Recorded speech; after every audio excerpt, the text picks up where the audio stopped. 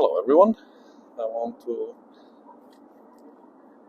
um, show some intricate details that I've come to understand, um, and it will be very difficult to understand the Marxist atheist faith and the Marxist atheist cult if we don't, for people of faith, if we don't provide some kind of comparison. So I came up with this idea of the two worlds, and the Bible claims, Jesus makes a statement that this world is a satanic world. After the fall, it um, was removed from God, or people wanted to be removed from God. And they established rules and standards of behaviors that reflect this kind of satanic or anti-God uh, view of life. And in order to understand um, what this means, I will compare the Marxist view or value to the Christian or the person of faith. And I personally find that the Christian, not the Christian necessarily view, but um, the paradigm of relationships that was introduced by Jesus Christ um, reflects the highest likeness to um, an original standard that God would have wanted to have created. Okay, just to give the example now. A person of faith who believes in Jesus Christ and believes in the Bible believes that they are created by God, and even though maybe sinful, they can have redemption and they can have a relationship with God. But their innermost nature is divine, and there is a sanctity to life, which means the value of life is eternal and is enormous. If we have to compare the value of human life to the entire universe, we can say maybe a human life is more precious than the universe, or at least has equal value to the universe. On the other hand, the Marxist atheist or the satanic view of life, it looks at the human life and it has the following logic. So a human, or even like evolution, everything that preceded human beings, was a matter of coincidence. So the fact that the human being exists has nothing special to it. It's just an error, or just a lottery, cosmic lottery of chemicals, and they kind of match together, and they manifest this person. They claim there is no spirit, there is nothing more than just the body. They cannot explain, of course, all the invisible things related to a human being, but they're not bothered by this. Like, their faith is not bothered by this. Like, for them, the most important thing is a human being has no value. It's just an object and a coincidence, or some maybe even believe this is a failure of the universe, because they believe that the human being is not worthy of living even. And it's a very complex, very subtle kind of line of thinking intended to make people hate themselves. So, like, you have on one side the Christian view that is elevating the self, elevating the value of one's life, which elevates everything else. Their experiences with other people, because the other people have the equal value to them. While the Marxist view is, I don't have value, and no one else does. So we don't have spirits, and nothing is eternal. So we can treat each other anyway, we liken upon death everybody dies and it's just over. There is no record or memory of it. And this allows them to be extremely cruel with themselves. And I was educated to be like this. I was educated and trained to doubt everything, everybody, myself including. It was considered valuable and honorable to rat out or report your parents and relatives to the authorities if you found that they've done something wrong. Something very similar to the Black Lives Matter, the Me Too movements now. And it's not about the real crimes. The real crimes are real crimes, but the slander and the removal of freedom and value from human life based on lies and false accusations, which are actively being used politically also as well at the moment.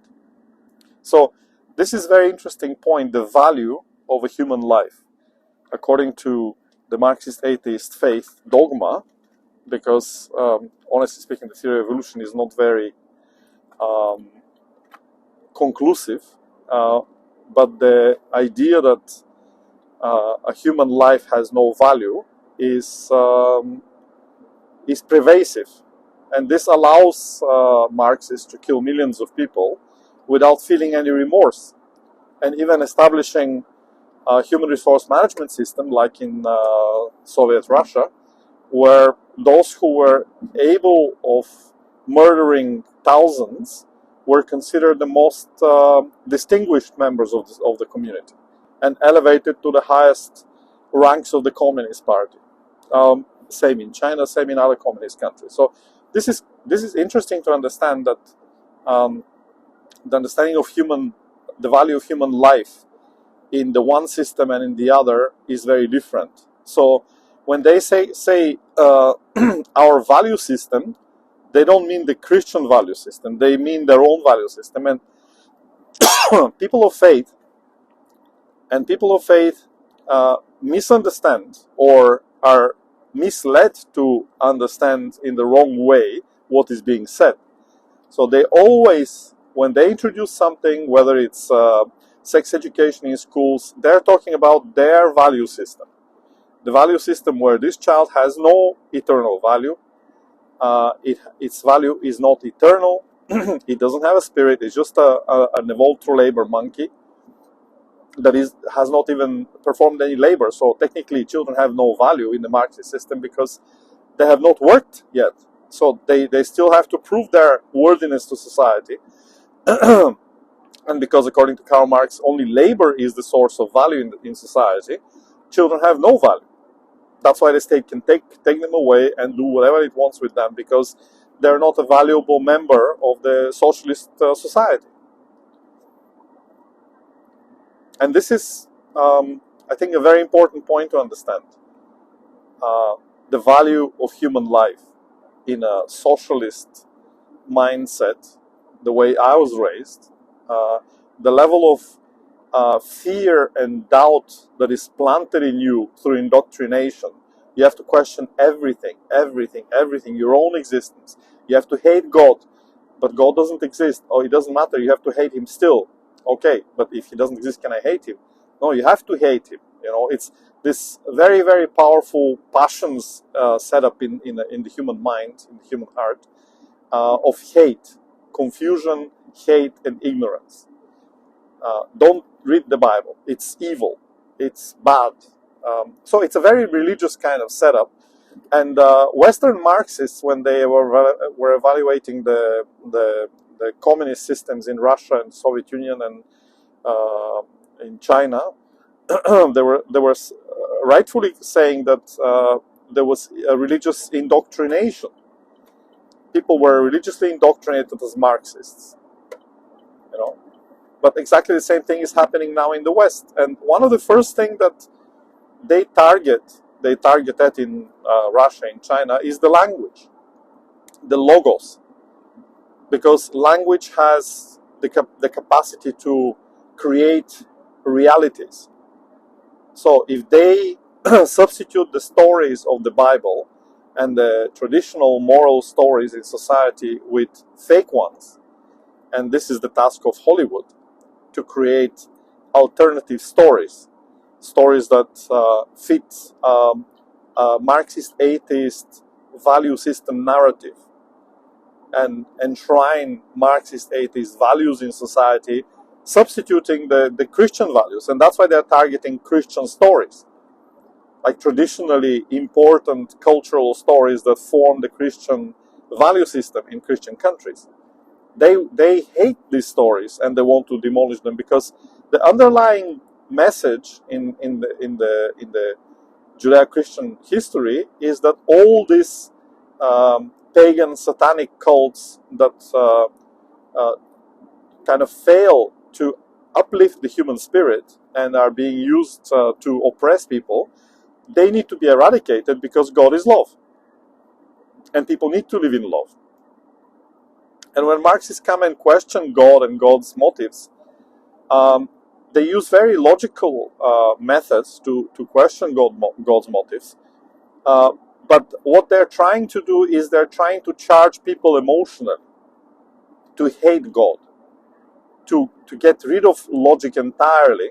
So they're using this very clever maneuvering system where they try to bring you into their own reality, realm of reality.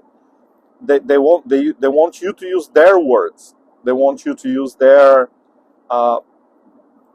expressions, and they want you to accept their views on things. And this is very, very, very visible in the cultural in the culture in America, especially, because like in the former communist countries, maybe we don't have a clear record of how the culture was transformed. But in the West, you can see very clearly when Marxists start to exercise their influence, culture starts to be profane, because it has to reflect their value systems. Like, people are asking why in the past all these beautiful paintings and cathedrals are made, and why now architects and artists are creating very ugly art and repulsive and very depressing art, expressing depression, expressing hate and disappointment, and imposing it on the society, so that other people will be also feeling depressed and hateful, and they call this reality. Very interesting. When critics are being sent towards their art or towards their movie, they say, but this movie depicts reality. And very often they will take one small story of a very, very, criminal nature or deviant nature, and they will super expose it emotionally to make you relive the tragedy of the suffering, so that you can create a common base based on which you can look at your own life and your own struggles with the same feelings of disappointment, bitterness, hate, And on the other side, if you contrast the Christian value system, the biblical message, it's about forgiveness. How do you deal with problems? You have to forgive 70 times 77 times. Thousands of times, millions of times. How do you treat someone who abuses you if there is injustice? If someone asks you for a shirt, you should give them 2. Or if someone asks you to walk a mile with them, you should walk 2. And you should treat others the way you want to be treated yourself. And this is really a sharp, very, very drastic contrast to the Marxist atheist views on things. How do we tackle problems? Like, the Marxist atheist view of life is, if you have a problem, you have to find somebody to hate. You have to find someone to accuse and make responsible for your suffering. And then, supposedly, this makes you feel better. It doesn't, because punishing someone else doesn't make you feel better, makes you a bad person. But that's what the end goal is. The satanic culture wants you to be a bad person. It wants you to give up on yourself and prove to yourself that you're nothing more but just an animal. You have no spirit, and you have no heart, and you have no love. You're just an animal, and there is no record, and life has no value. So it doesn't matter what crime you committed, it's not technically a crime. And this is how they treat themselves. Now, if we see so much atrocities are being committed in Western Europe and in America, and they walk unpunished, and they not just they walk unpunished, but they walk proudly after having committed crimes, and they go around accusing others of committing crimes and holding them accountable for committing crimes, or for the crimes of the Christian faith, for the crimes of the Muslim faith. They are relentlessly accusing Christians and Muslims, and pushing them down, making them feel like they're delusional and they believe in nonsense, and the Bible is nonsense, and the revelations are nonsense, so that people will give up on their spirit, that people will give up on their connection with God, and will accept this satanic or God-denying value system, and diminish their own life and say, okay, I just want sex, I just want food, I just want money. I don't have any higher aspirations in life than this. And on the other side, faith wants you to be an elevated person, capable of contributing to life, your own life, and also observing yourself as such a person. Like it's prompting you to look at yourself, and if you've done a mistake, ask forgiveness, or do something to kind of pay back whatever you've done, and see yourself as the person making the difference. Don't blame others, don't accuse others. They're not at fault for what you're doing.